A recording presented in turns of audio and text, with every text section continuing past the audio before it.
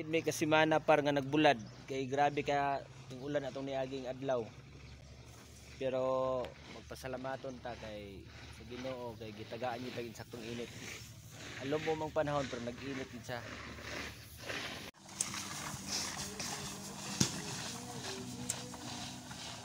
Sarong di mauga. Ang among tigloto nakawatan og isda. Nakawatan og bulad ang among tigloto nalipat. Naunhan sa iro. Muna itong tigloto. Kaway-kaway boss, kaway-kaway. Ah, grabe. Pinakalami mo lutog sudan basta pinirito lang tanan.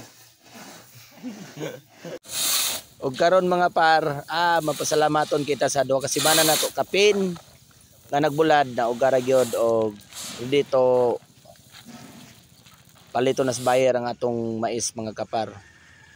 Pero lagi sa atong hago kapoy gid kayo pero sige na lang. Ako tatag harvest par pero ang atong kasub-anan ani barato lang kay atong mais pero sige lang nakaginansya mo tagamay. Pasalamat gyapon ta sa Ginoo. Magamay bad ako atong ginansya para atong pasalamatan. Kay ang ato ang hago asin pag kuana namna permente nakadikit naman na sa ato ang pagpanarbaho ang atong hago.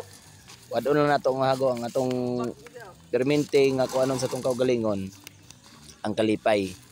Og malipayon ko kay ako mga kauban malipayon usab. Sintuod nga nahapit minaptag Pasko. Malipayon na sila kay nahalin na atong mais. Gamay nga mais. Bibo kay may mga kapar. Bisan pa tuod nga hago na kay ni sila mga kapar. Pero makita nimo sa ilahang mga panagway nga malipayon kay baka palit na sila bugas. Isa po nato nga gi salamatan nga basin tuod nga pobre ta nakatabang ta sa to ang mga kasilinganan nga way mga trabaho. No, bahalag barato ang ato ang mais. Di sila makapalit-palit ta pod og bugas. O nasipyat pa gyud.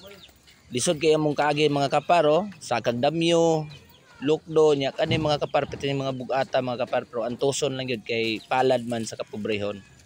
Mo na nga kita mga kapar sa giingon pa nila ang umaayaw ay di magwawagi pero ang magwawagi ay di umaayaw. Muna nga mga kapar, si pag-unsa ka hirap ang hamon sa buhay, patuloy tayo para sa ating pangarap, para sa kinabukasan ng ating pamilya, mga anak, lahat-lahat.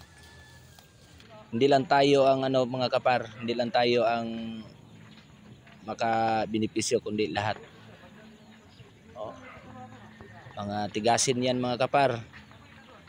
Maliliit ang Pinoy mga kapar pero matitigas, malakas.